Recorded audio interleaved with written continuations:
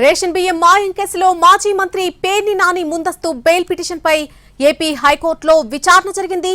తదుపరి విచారణను రేపటికి వాయిదా వేసింది కోర్టు. ఎలాంటి కఠిన చర్యలు తీసుకోవద్దంటూ గతంలో పోలీసులు ఇచ్చినటువంటి మధ్యంతర ఉత్తర్వులను ఎల్లుండి వరకు పొడిగించింది హైకోర్టు.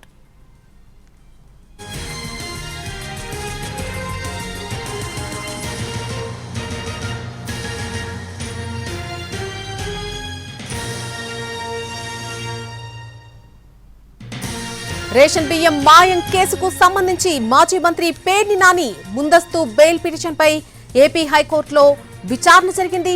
తదుపరి విచారణను రేపటికి వాయిదా వేసింది హైకోర్టు. ఎలాంటి కఠిన చర్యలు కూడా తీసుకోవద్దంటూ గతంలో పోలీసులు ఇచ్చినటువంటి మధ్యంతర ఉత్తర్వులను ఎల్లుండి వరకు కూడా పొడిగించింది హైకోర్టు.